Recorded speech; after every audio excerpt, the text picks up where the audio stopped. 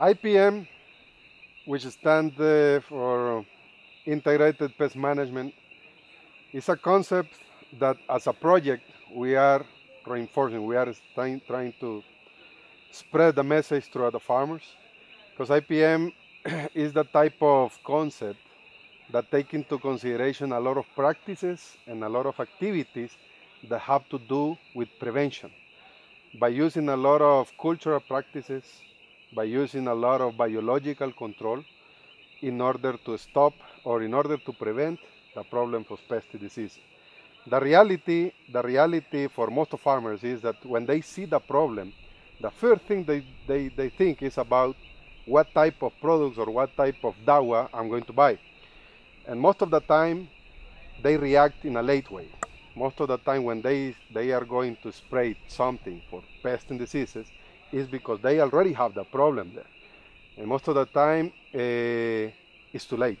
So that's the reason why IPM is all about identifying the problem on time, tackling the problem when by using other mechanisms, like as I said, biological control, cultural control, and using the agrochemicals option as the last option.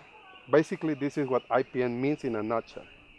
So we are here today along with my fellow or colleagues from the Field Extension Department attending a special training on good agricultural practices as well as integrated pest management on horticultural crops.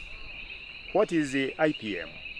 Integrated pest management, or IPM, are some of techniques that take aboard cultural, biological, and chemical methods to control pests in the field.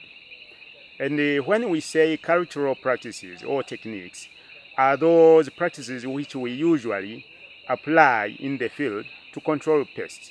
These are normal practices which are carried by farmers. Such include the weeding, control of weeds in the field, but also using live barriers to make sure that some of the pests don't go straight to the grown crop, but they remain in the barrier, live barrier.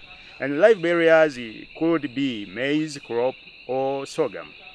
And when we talk about agro chemicals, we mean those chemicals which we apply to kill insects, aphids, and mites. These are chemicals which are usually sold by agro dealers, but they are standardized and calibrated to make sure that the farmers use the correct doses to control the pests. Spraying is not needed. Sometimes just by doing different kind of cultural practice, like pruning, for instance, could be the solution. Sometimes to use trap could be the solution. Sometimes use lures could be the solution. Not necessarily is that you have to spray. Sometimes just by doing the proper weeding, or sometimes by doing the proper cleaning of the crop, cleaning all the surroundings, could be enough. Not necessarily is that they have to use the pesticide. We have several takeaways from today's program on IPM.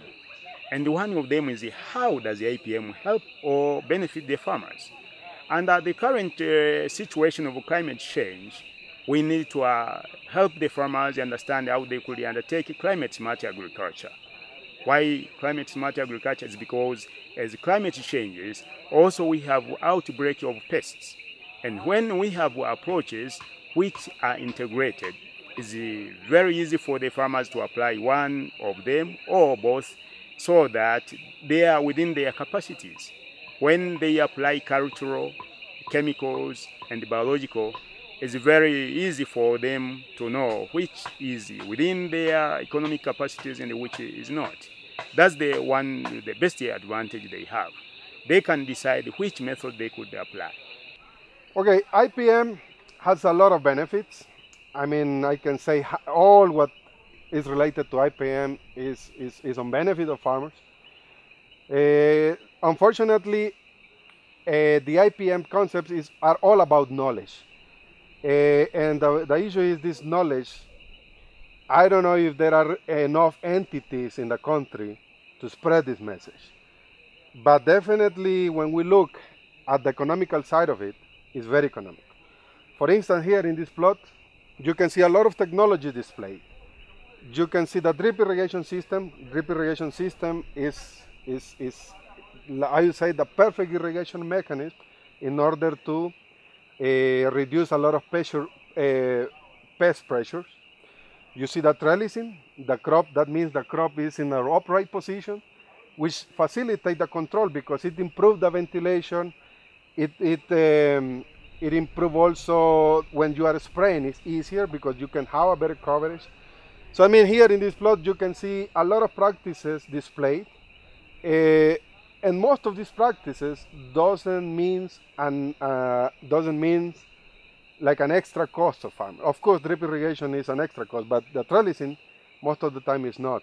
If you do pruning, if you do a raised bed, if you improve the drainages, if you do all the basic practices, all the good agriculture practices, most of the time it's about knowledge, it's about timing when doing the activities.